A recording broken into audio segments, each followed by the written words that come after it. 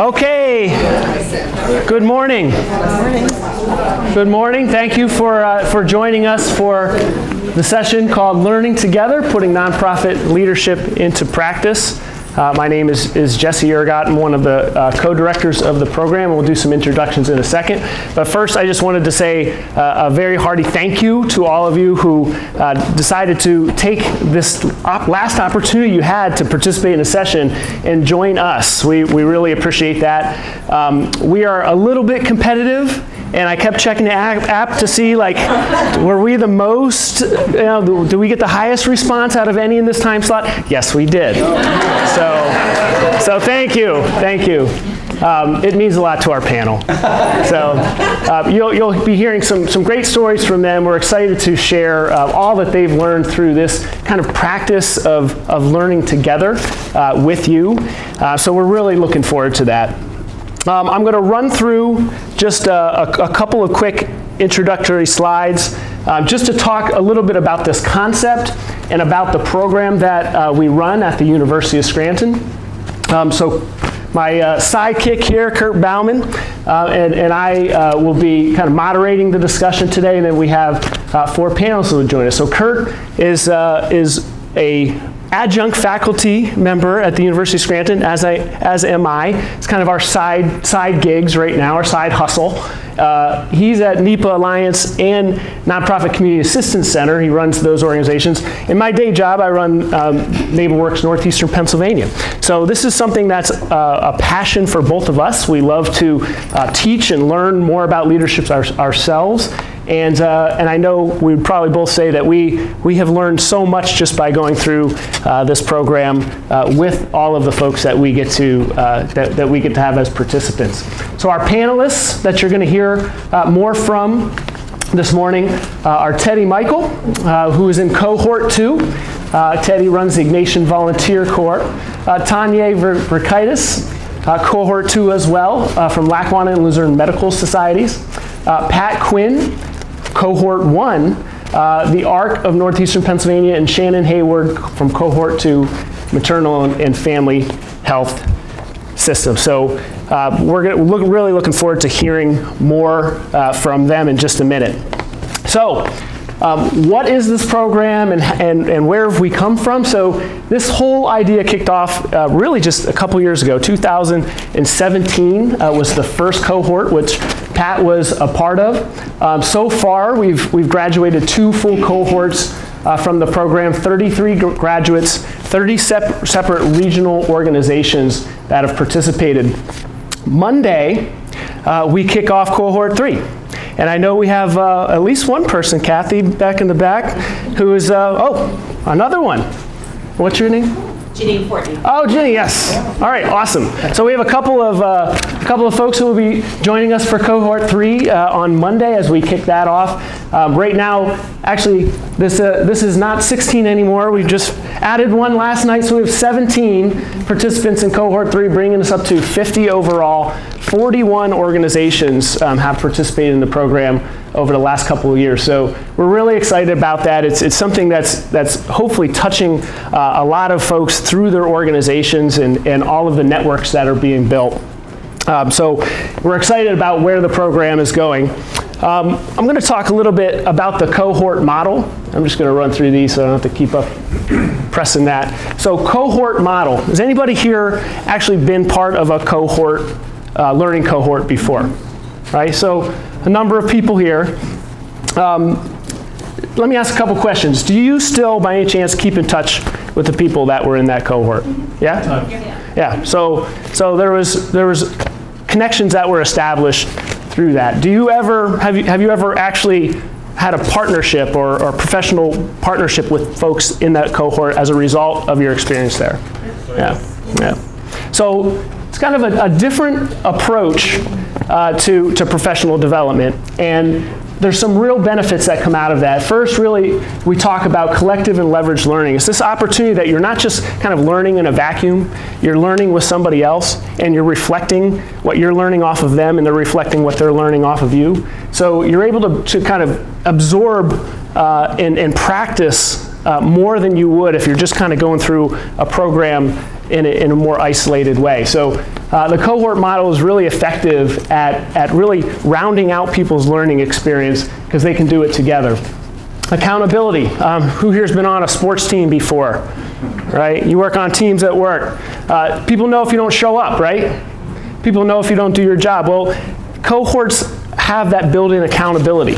And so if you're committing to something like that and learning in this way, it's something where you're held accountable to it, and there's more chances that you're actually going to deliver on the things that you're doing as part of that group. Relationship building. This is an opportunity to build relationships that really we don't always have the opportunity, especially in a local or regional level. We might see people at meetings, things like that, but it's an opportunity to really build relationships in a different way through cohort learning. And support, right? When we're going through something hard, when we're stuck on something, you've got people who've got your back. And really that's what this is all about. So I'm going to just talk through a couple of the program objectives, and then I'm going to turn it over to Kurt to talk about the components, and then we'll hear from our panel and their experiences. So I'm just going to hit those, and we're going to walk through these first. So program objectives. So very first, one of the main objectives of the program, why it was established, was to help develop the strength of the regional nonprofit field. And that's by investing in emerging leaders and investing in organizations themselves. And so it's kind of a different, deeper approach to professional development, than we may typically have the opportunity for. So we're all here for a couple days, right? Has everybody had a good experience? Mm-hmm. Yeah, I know I had a great experience. It was definitely a great conference. I go to other conferences, which are also good experiences. They motivate you. Many of you probably do as well. This is a little different because you can take that experience. Monday we're all going to go back to our offices, and we're going to have a good list of contacts and people to follow up with. We're going to have an action list, hopefully, of 2 or 3 things and takeaways that we want to actually do from our experience here that we learned over the last couple days. The program here is really designed to say, how do we kind of take that experience and then practice that over a 9-month period, right? How do we dig deep and really jump into the things that we're learning and have some accountability about actually putting them in practice and actually implementing them? That's really what this is about. Who was here for the closing session yesterday with Rachel Garbo Monroe? Right, lots of folks. She put out a stat that I thought was very interesting. She said 70% of nonprofit CEOs have mentioned that they'll probably be either moving on or retiring within the next 5 or 7 years. 70%, right? That's a pretty significant issue for our field as a whole. There has been a group of funders and a group of folks that have come together, including foundations, John Cosgrove and All One, Weinberg Foundation, Scranton Area Community Foundation, and many others, Moses Taylor, the University of Scranton, others who have said, this is an issue here regionally as well. We see that we really need to invest in this field in a different way. We need to build, I think as was mentioned yesterday by Bob Kelly, the bench strength of regional organizations. And that's one of the reasons that this program was launched, is how do we get emerging leaders in the room with each other to learn together, to grow together, and to work together in their organizations. So it's an awesome opportunity to really take those things and take what we're learning, the tools, the experiences, and do something with them. Bringing leaders together. How many here would agree that leadership is at times a little bit isolating? Yeah? Everybody had those experiences? A little isolating, can be a little lonely, right? Whether you're a project manager, whether you're a CEO, those experiences can be tough because you don't always know if you have people to bounce things off of. This is an opportunity that we really try to bring people together, build new relationships, and build the opportunity for people to work together and their organizations to work together in different ways. Just like many other regions, our region, sometimes we have our silos in terms of my organization does this, your organization does that, where it can be a little territorial, little, like Bob Kelly said yesterday, sometimes little sharp elbows going on. This is an opportunity for emerging leaders, mid-level program managers, even organizational CEOs to come together and get to know people in a different way. And as they grow, as those folks find their way to executive leadership, hopefully those connections have been built and people are looking more towards working collaboratively than not, right? That's one of our goals. So the last is really to deliver impact, and Kurt's going to talk a little bit more about how we do that. You'll hear about that from our panel. But delivering impact by really focusing on one personal goal, personal leadership goal that the participant really wants to accomplish over the 9-month period, and then also focusing on one organizational challenge, this kind of one most important thing that we're really trying to take care of, trying to knock that off our list. So we really focus on how do we cultivate and really bring all of the resources of the program together to accomplish something, both personally for the leader and for the organization. That's how impact is delivered, right? So if you as a leader are growing, and if your organization is actually overcoming the challenges you may have, that's going to result in impact for your organization and for the community. So those are really the 3 things that we're trying to harness and deliver through this program. Kurt's going to talk a little bit about the specific components, and then we'll kick it to the panel. Thank you, Jesse. One of the things Jesse mentioned that I'd like to expand on a little bit more is leadership as a practice. How many folks in the room have had a great leader that they've worked for, been a mentor to them? We've all had somebody that we've admired, family member, friend, or coworker, or again, someone you work for that's been inspiring to you. And leaders tend to have great charismatic capabilities, intelligence and knowledge, and obviously dedication to the people they're working with. By teaching leadership as a practice, we're able to bring more people into some of the best practices that good leaders use, and to analyze some of those opportunities, and to help those practices be used throughout a personal challenge and an organizational challenge. So as Jesse mentioned, there's 5 main components, 5 main components to the program. Classroom instruction, again, we have the luxury of having excellent research, award-winning researchers at the University of Scranton. And notice that the University of Scranton's school is called the Kania School of Management. A lot of business schools are called business schools. I like the fact that they call it the Kania School of Management because it transcends the fact that it's all industries and sectors in different areas they're supporting. And that's why this program fits under that school today. So the classroom instruction, again, we have faculty, we have practitioners, we have funders, we have other peer groups that all provide different aspects of their day-to-day lives and things that they're able to share with the cohort, both from a skills development and also from skills, leadership practices, and perspective. Under the personal goals and organizational challenges, it's very difficult for us to carve out time to work on a program when we have families, jobs, and so many other things in our lives. So building in a project into the program that we're able to work on both enriches ourselves professionally and has an impact on our organization. So it makes sense to have that piece of the program to make it easier for participants to have an impact internally. It helps improve their overall capacity within the organization and their peers, working with CEOs and boards. And again, it's results oriented, and like Jesse mentioned, it drives impact.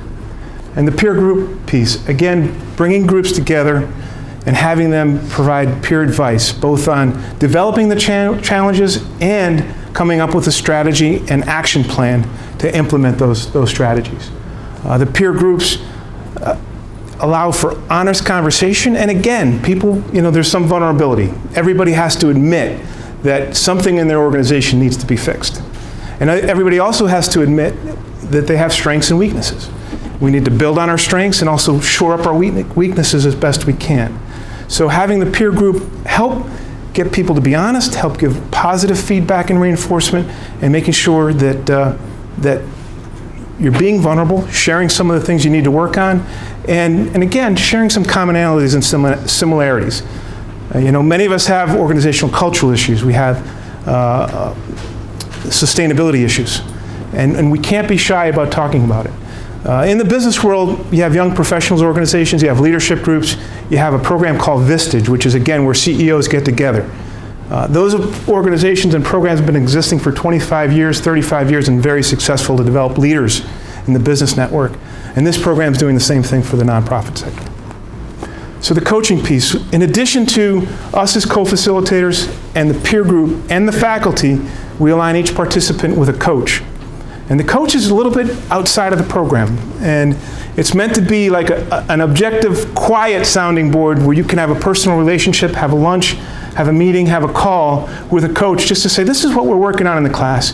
But I have some other issues that I didn't feel like sharing with my peer group. They're a little more personal. So it gives you another third outlet of an opportunity to engage. And again, it's someone who's experienced. And when we started talking about the program, we talked about trying to match up the coach with someone who had a specific need within their application. And then we decided against it because leadership transcends all. Somebody who's a good leader is going to help anybody solve a problem. It doesn't have to be a development person helping a development person or a program officer helping a program officer. So we've aligned it more both on geographies to make sure people can get together and have time to get together. And the last part is my leadership journey. We build into the program specific 45 to 50-minute talks from existing CEOs to come in and talk about their journey and how they got to where they are. The only way for us to continue to grow our careers is to learn from good people around us and to build our current skills and to build our relationships. And the leadership journey, again, each leadership person comes in and talks, and their goal of that is to leave each cohort member with 3 takeaways, 3 things that they've learned throughout their career and how they can build a successful path to where they want to go. The last session of the program includes a CEO or leadership boot camp, basically having speakers from a variety of different capacities, like a recruiter, somebody from the HR world, what they're looking for in CEOs, having a current CEO, and also having those who have recently been through the hiring process and becoming a first-time CEO, to give the cohort perspective on what it takes to get there. And for those who are already there, that's great, and they'll learn, hopefully, some other ideas that they can improve on for their next job or for growing at the current capacity. And through all of these programs, we include reflection journals after each session that allows each of the cohort members to put into practice what they learned. And the reflections are personal, just Jesse and I receiving them, giving advice, continuing to build up each person and to support them through their process. But the point of the whole program is to make sure that as you're going through each session, you're building on what you're learning on and you're implementing as we go, so that the practices become routine and that they'll be more useful and impactful, hopefully, for your career. That's it. So with that, remind me.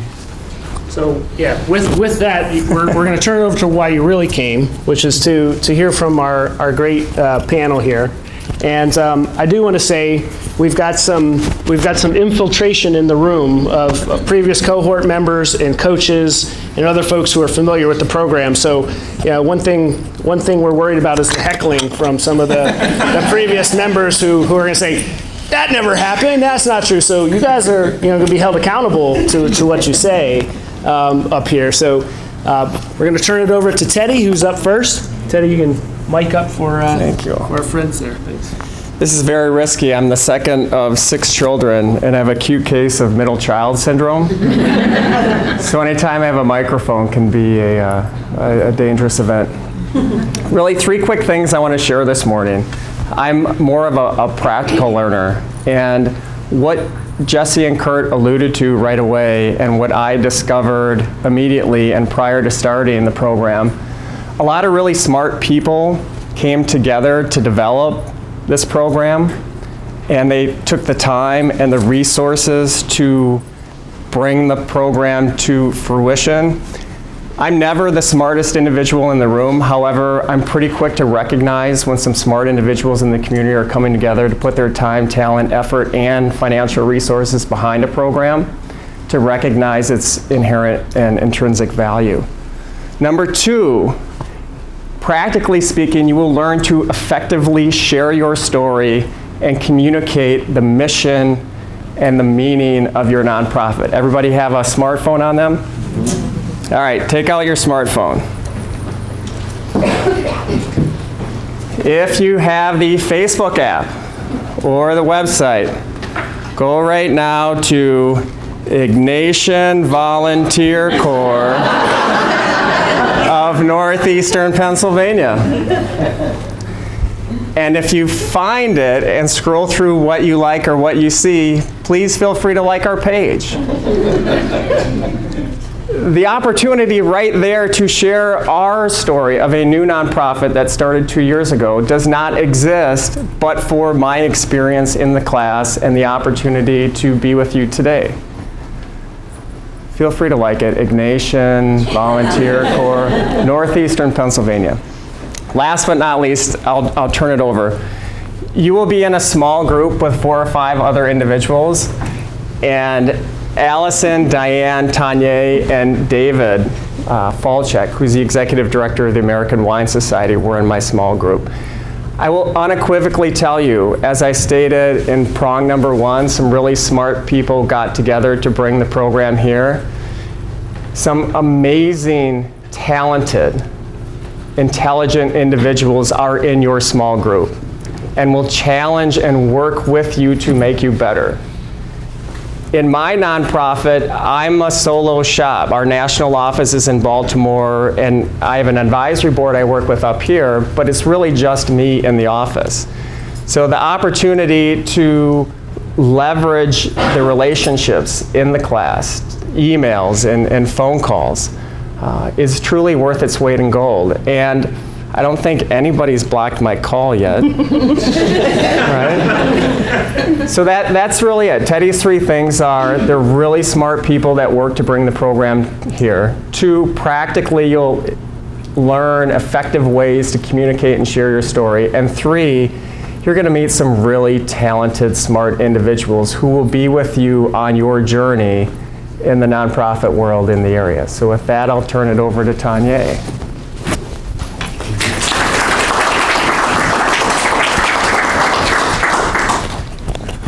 Well, Teddy shamed me into standing because I was just gonna sit behind my little table and be super comfortable, but also when I stand, I have a tendency to dance around, so I thought it might be best for me to sit.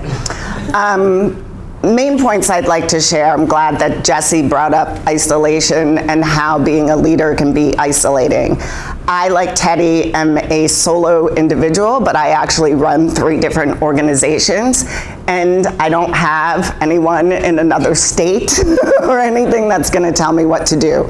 I do have boards, but my boards are made up of physicians, and we all know that they're very busy, so I pretty much make decisions and make things happen. For me, when I decided to do this program, the primary reason I did it was because I saw that we had to finish a capstone project, which for most people that would be like, what? But for me, I had a question that I had to answer. And the idea of being able to do it in the context of a class and then being forced to focus and being able to ask questions and having a mentor was really great for me, and it made the whole process a lot easier. I did most of the work myself. We had discussed me probably getting outside help with creating a strategic plan and some other things that I had to do. But I thought if I dug in on my own and made my board answer hard questions, we would get answers that could help us to move forward. So my class didn't just help me, but it also helped the board. In terms of the personal goal, I did not realize that was going to exist when I started the class. So for me, that was really, really difficult. It was like, I focus on myself all the time. I think about how I need to improve myself. I read a lot. What more do you want from me? Reflections, I reflect constantly. Now you want me to write it down. Whatever. But the accountability part, no, but seriously, it was very hard. But the accountability, I would literally go to class and I would have to, I shouldn't even say this, look up my personal goal before I got to class so that when we got to discussing it, I remembered what it was I claimed I needed to do. But having to repeat this personal goal did actually make me realize that there are things that I can do personally to improve as well. And in the process of researching my biggest fault, which is procrastination, we had this talk about getting off the dance floor and onto the balcony, and for me that was my huge aha moment, because as one person, I spend too much time running around to get above things and take a deep look at what I need to do and see the broader picture. And then that also helped me realize that my fake goal of dealing with procrastination was actually a real goal. Because it's not that I procrastinate, it's just that you can't get off the dance floor if you're constantly trying to catch up with what you're supposed to do. So just planning ahead and taking time to see what was out on the horizon really kind of helped me take care of my personal goals. Thank you.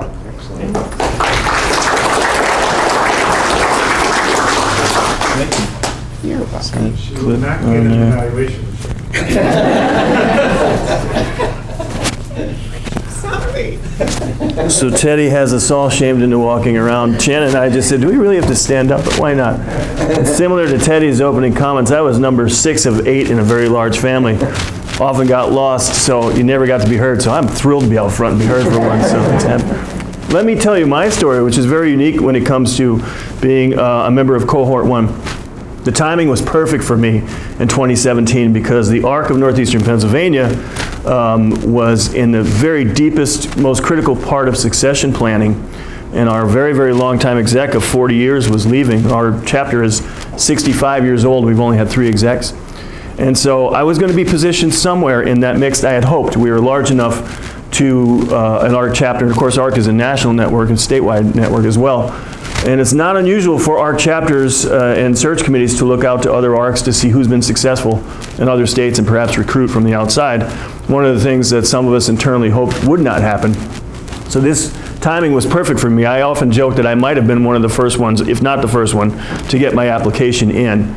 You know, so I did, and the timing was critical. And fast forwarding, I was promoted, and we did not look outside. We were able to promote from within inside, and I think I'd like to say I was a big piece of that. And to my current position, which I've been in for a little over a year as Director of Operations, which is I've got a lot of responsibility. I owe a lot of that to the program.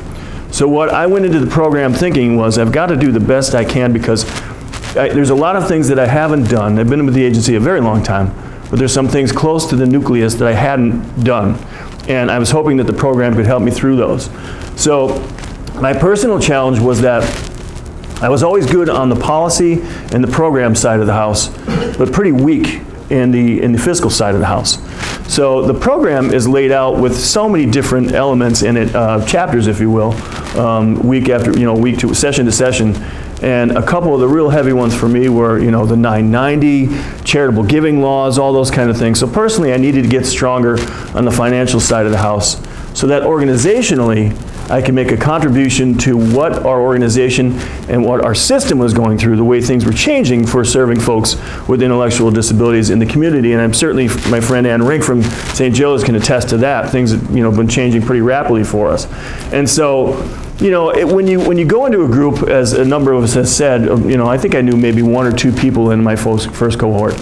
And, you sit there kind of like with some trepidation, do I admit that I really don't know my way around the 990? And you learn after week number 1 that you're all in it together. Everybody's got strengths, everybody's got weaknesses, and so the sharing becomes very, very natural after a week, 2 weeks, very natural. And that peer networking becomes very, very important. And I'll talk about that networking in a moment. I quickly learned that, to the basic tenets in the program, Attorney Bob Kelly said, he's one of the visionary creators of this program, said, we want to build stronger leaders so they build stronger organizations so that we strengthen the infrastructure of the nonprofit network in our region. Simply, those 3 things are really pillars, as the funders and as the organizers at the University of Scranton see them. And so what has happened in terms of networking? I mentioned networking. I had given the opportunity to give a speech shortly after my graduation from the cohort for a classmate from the Victims Intervention Center in Wayne County, talking very specifically to a large group of their staff about people with disabilities as victims, what statistics look like. They had, they have a lot of non-disabled statistics, but, I was able to speak to those kind of issues. I was able to partner with United Neighborhood Centers on 2 different occasions to do cooperative programs with some of my individuals that we serve, and working in some of their programs, doing some volunteer things, some community participation things, those kind of things.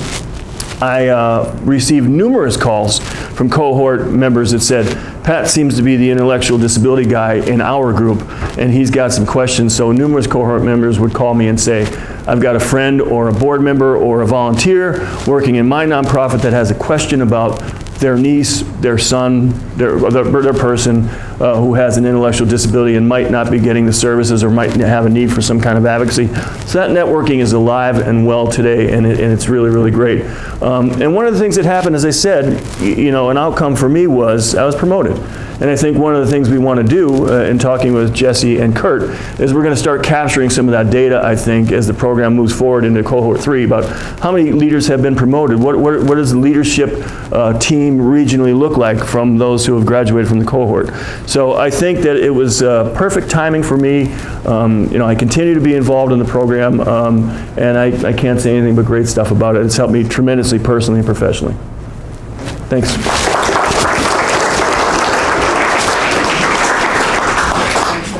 Pat's actually helping us out as one of our peer group facilitators this year. So he's sharing what he's learned and helping to coach some of the participants in this year's class. So we're excited for that. Shannon? Hello everyone, my name is Shannon Hayward. I work at Maternal and Family Health Services. I'm so happy to be here to talk about this cohort program. It really helped me so much. The organizational challenge we were facing at Maternal and Family Health had to do with organizational change. And the largest program we run, called the WIC Nutrition Program, which I oversee, was going through a major transformation. And it was going to impact all of our staff and the way they do their jobs, and all of our clients in the way they receive their benefits. And it seemed overwhelming. It was this big thing looming in the distance, and I was responsible for making sure this happened. And there was a part of me that thought, I can't do this. This is too much. When I became part of the cohort, and we had to define an organizational challenge and then work on that as a capstone project, it gave me the opportunity to really research change management practices and models, and come to the realization that as a leader, I can have a difference on how our staff receive this change, whether they're resistant to change, whether they understand, whether they're prepared, and it's made all the difference. It was a great project to work on, and having the ability to talk to other people and nonprofits who are going through similar experiences or have had previous experiences, having a coach, Pat was my coach, to bounce ideas off of, the research and the learning from the My Leadership Journey from the leaders in our community who gave great examples. This helped me so much to develop a plan that we've been implementing for the past year to get our staff on board and communicating with them, informing our participants and the clients of our program of this change. It had a real practical application to the work we're doing. It made a huge difference. Having the ability to talk in our peer group, this was transformational for me, because it really did show that we're all in this together, that we all have challenges, no matter whether it's a big nonprofit or a small nonprofit, or it's a plan in the future, or something you're dealing with right now. We were all able to share our ideas. It really helped. I can say that going through the program helped me personally with some goals I had around leadership skills. It helped me develop. I've become stronger at that. And as a result, I also got promoted at the end of the session when I graduated from it or got my certificate. I'm now a vice president at Maternal and Family Health Services, and I feel much more capable to fulfill this role now. So thank you very much. It's been a great experience.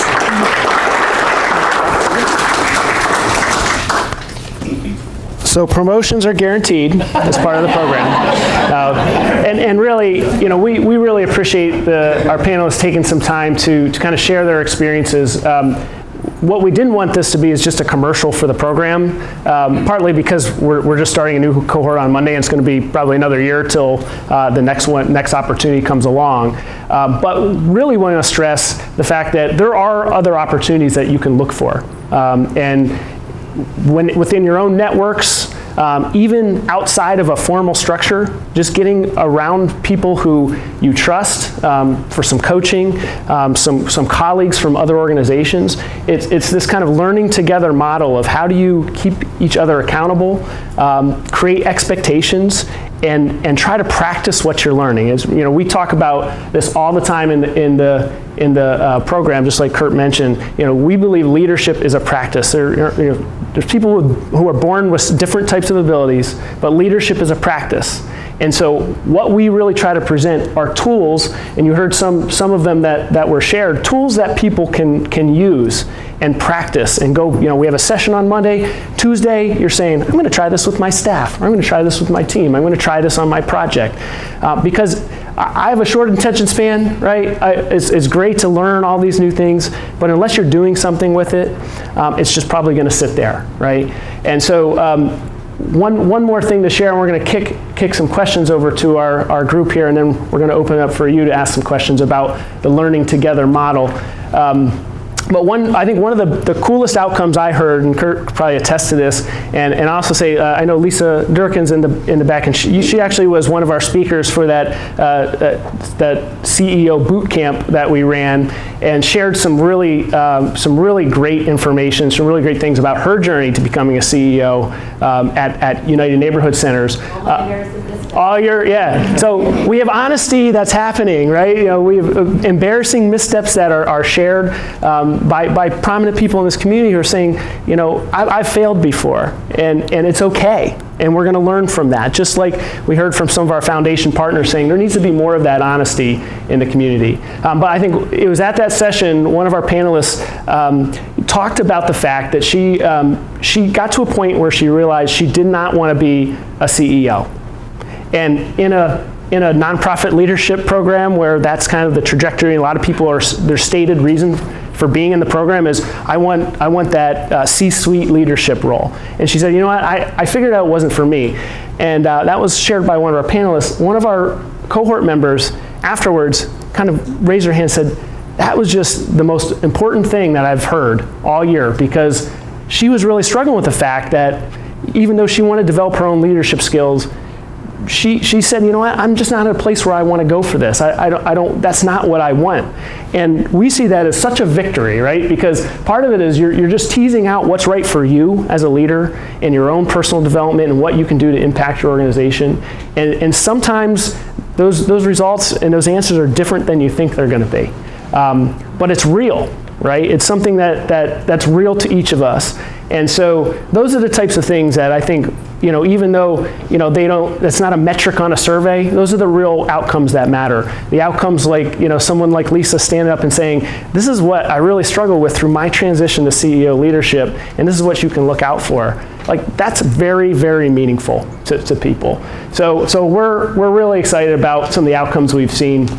I'm going to kick an initial question off to our panelists here, and then we're going to open up for some other questions. So if you have anything that you want to ask our crack team up here about this model, tee up your question. The first thing I'm going to ask is, as you guys know, we're big on tools, right? Like, we have these tools that we want to teach that you can take and use.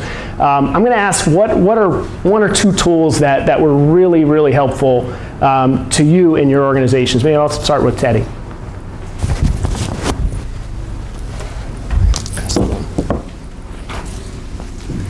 My strengths are on the balcony. I struggle from the view on the dance floor, which means it takes me more effort to pay attention to detail than the normal individual.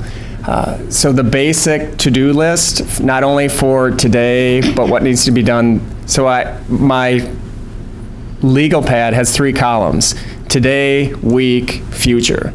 What needs to be done today, what needs to be done by the end of the week, and then what needs to be done at some point in the future. And the list may not get crossed off every day. However, I have learned a almost compelling satisfaction when I start crossing things off. It's pretty good. So that's one tool that I use. I wouldn't say that my biggest thing is really a tool. It is more, well, I guess it's a tool, but I guess more how I engage my board and actually get them to engage in the work that we're doing. I think when I started, because I was kind of creating my role, they very much felt like, we don't know what you're doing, but we like it. And I felt like, I don't know what you can do for me because you're busy. So changing that dialogue and figuring out where we can support one another, and also understanding what their strengths are outside of the hospital or patient room, so that I can key in on those strengths and use them to improve our organization. Thank you. One of the tools that I try to remember now is the 10-80-10 principle, which basically says that there's 10% of the people you work with who are going to be the disruptors and the troublemakers and who are resistant. 80% are doing a great job, and then there's another 10% who are excelling. And you have to pick where you're going to spend your time and energy. And I found that I was often spending too much time on the lower 10% who are always going to be a problem, who are always going to disrupt and be resistant, and not focusing enough on the 80% of the people who work for us who would be open and engaged and positive about change, and get up to move them up into the 10% then. So that's something that I find myself doing that. I would project that this would be a difficult transition because of some of the disruptors and some of the negative attitudes. And then I realized that's a small amount of people when you look at our whole network and all of our staff. So I try to focus more on the 80% now and spend my time there. Thanks. A couple of concrete tools come to mind. One is, in addition to the program elements that Kurt spoke about, classroom instruction, peer group work, the My Leadership Journey sessions, those kind of things. There's background work to do, and in my cohort we often had webinars, substantial reading, things like that to do, in between sessions, and some of that was provided by information through Kurt's association with PANO, the Pennsylvania Association for Nonprofit Organizations, and some of the webinars and readings, were generated from PANO, and I thought I knew a lot about the nonprofit world, being in it so long, but there's a lot to learn. I mentioned in my comments that I felt pretty strong on the program and policy side. There's always stuff to learn, because as we all know, in the nonprofit world, the only constant is change, be it funding stream changes, be it regulatory changes. So, I found that I could always go back to the resources I learned I could tap into and learn how to write an important policy that I hadn't had before, or something of that effect. That's tool number one. The other thing is, in addition to the various sessions, which really encompass everything it takes to be a strong leader in the nonprofit world, everything from financials to board governance to those kind of things, time is built into the program for work-life balance. We have some very important sessions built in on maintaining your and actually measuring how you're spending your time. Where are your energies being spent, and taking that introspective look through some psychological testing that's provided with some pretty neat tools provided by the university is very, very valuable. So you challenge yourself to, hey, slow down, care of self first before I can become super leader, those kind of things. So they're very concrete tools in my mind. You guys hold the microphone. So, building on what Jesse said too about the one outcome, the person who talked about not wanting to be a CEO happens to manage 25 people and also be the chief recruiter within her division in the organization. So interesting enough, she's the one bringing talent in and helping cultivate staff within the organization. So it's a really great story and a good outcome. And again, something that I think people appreciate. So another question for you guys.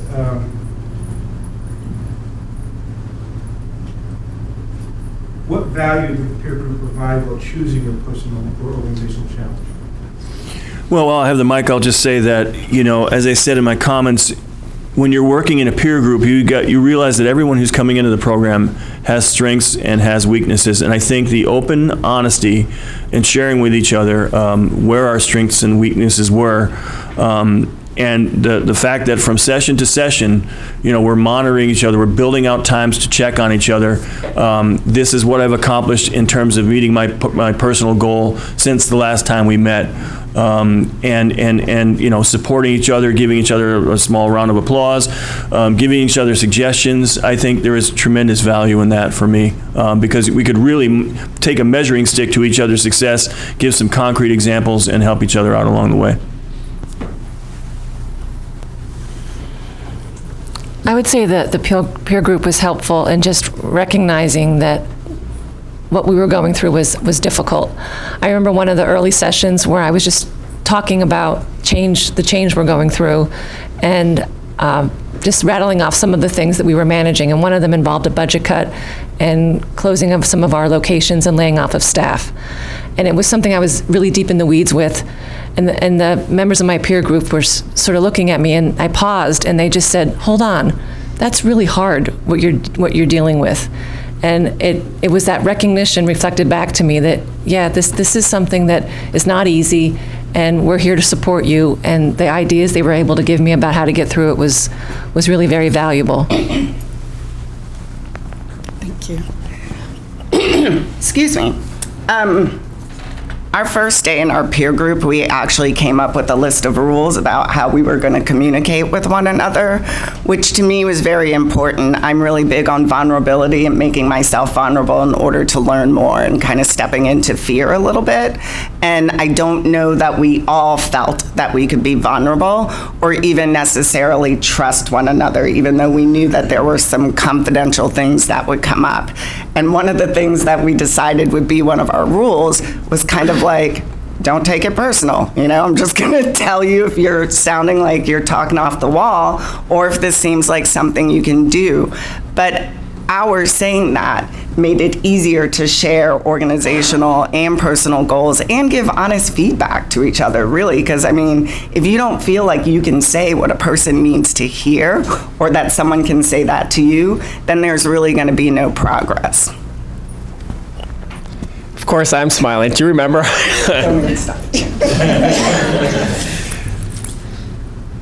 Surprise, surprise. I tend to be emotionally high energy. Our first small group with Allison, Diane, Dave, and Tanya, everybody listened very patiently as I rambled on how I'm going to change the entire area, world, planet. And, but I needed to get that out. And as soon as I get that out, Tanya's like, don't you think that's a little overbroad?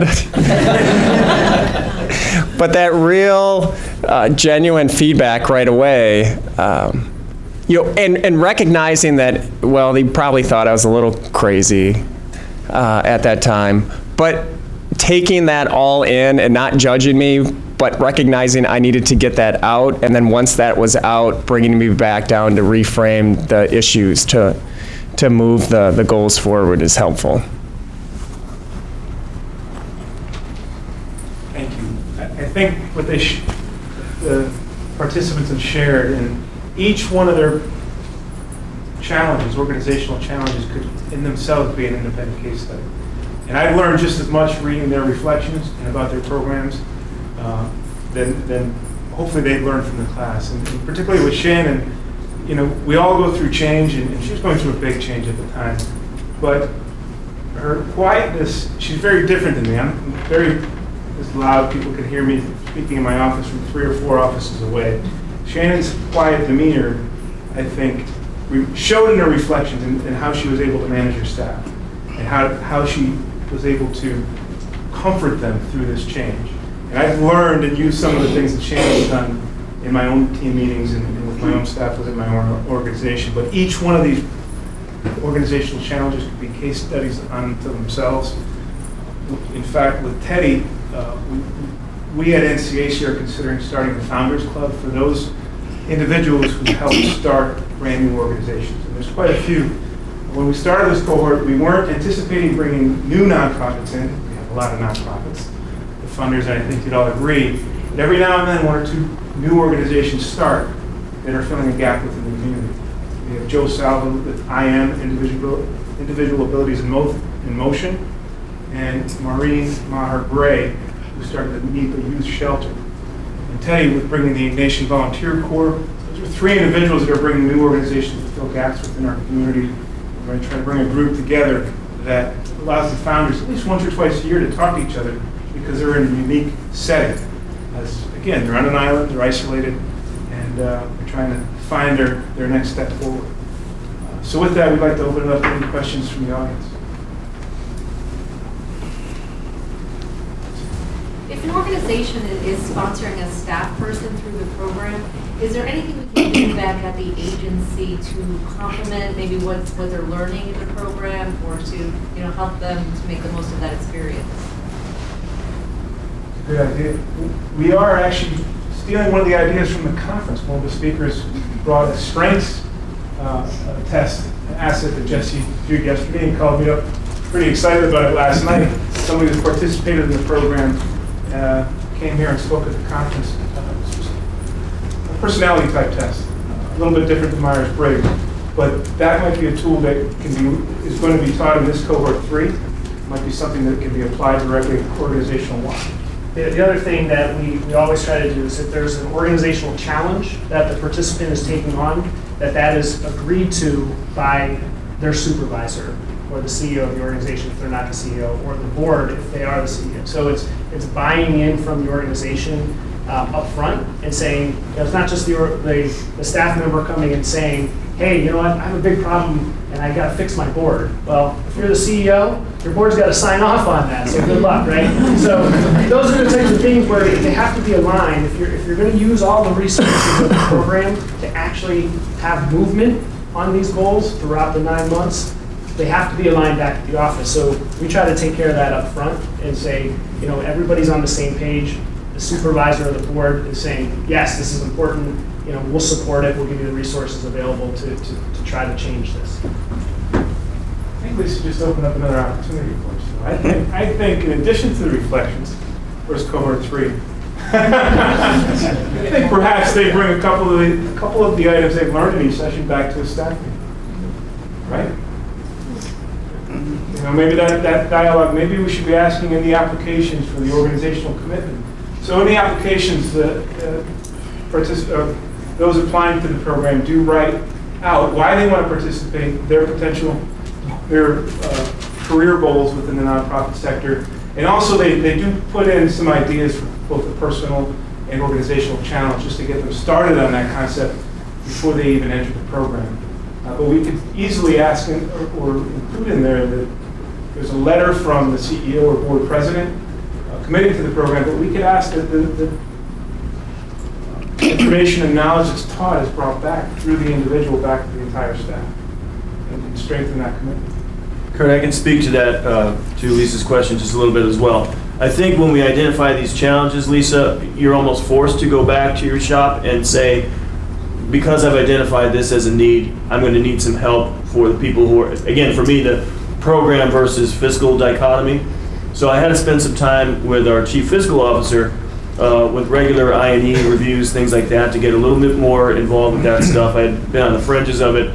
And also our grant writer, the person who handles most of the grant writing in the agency, because that was going to be something that I identified as something I needed to get more involved with. So I carved out time with that person. And I think that organizationally, you'll see that if you've got a colleague in this program, they're more than willing to support you again, because as I said earlier, it's for the greater good of making you a better leader to make your organization stronger. So I think you find that your colleagues are willing to accept you into those kind of meetings and just kind of assisting, carving out time. And Lisa, I would just add on the personal goal side, maybe a quarterly cup of coffee or a quarterly lunch, just to check in with the student if they're willing to share and to talk about their personal goal, because having the support of your director or your manager, who that carries a lot of weight. There's a lot of validation that can come, and it's an opportunity the other way of the CEO to mentor and to share and to make some of those stories and connections. So I think the personal goal is also a great avenue for engagement with that particular individual in the cohort.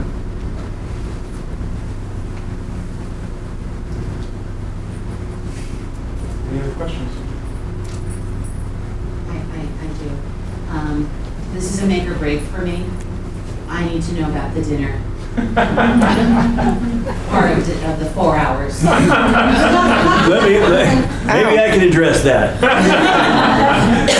In cohort number 1, our data saved cohort 2 and you guys coming into cohort 3 because we said we met on Friday nights. That cut into happy hour. So we had some snacks because we recognized that it's important. It's a couple, it's long hours. So, but yeah, there's some healthy, warm snacks. It's a dinner. You can make it a dinner. It's a series of appetizers. We'll keep you fed, and the break is ample, and it's pretty cool. All right, good, I'm in. That wasn't in your application, Jim. Word gets around. And we went for what? Fridays 5 to 9? 4 to 8:30. 4 to 8:30, yeah. To Mondays where it's a little bit of work and a little bit of personal. We were the guinea pigs, but 3 to 7 on Mondays. So, and it's based on. The time commitment, I mean, is it like 9 months, or I think I heard you say 9 months? It's nine. Once a week? It's or? 9 months. It's once a month is the session. Plus, there's some commitments outside of each session for peer work and homework, basically reading and reflection assignments, those types of things. And so 11 sessions overall from September through June. And I think we calculated overall 10 to 12 hours a month is probably the time commitment that will typically be allotted to successfully participate. Thank you. But included in that is some of that time will be at work. Yeah.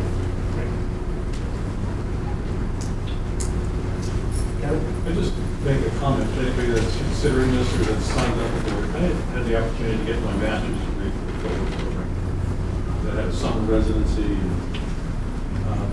It was, and I had wonderful educational experiences. I went to private school growing up. I went to the military academy.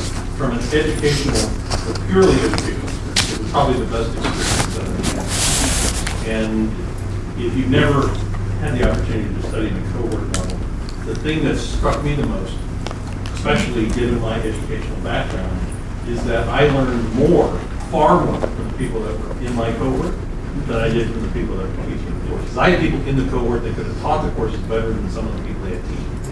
That's probably still the case. So yeah, you'll learn a lot. I mean, we had, and you'll have you should hopefully have a pretty good diversity within the group. I'm sure you guys work towards that. I'm sure you have more applicants than you have people in the program. But we had 3 people from Canada, and we had I was the oldest person in the group, but we had people that were 21 years old, right out of college, didn't know what they want to do. It was a philanthropy and development program, so essentially fundraising for master's programs.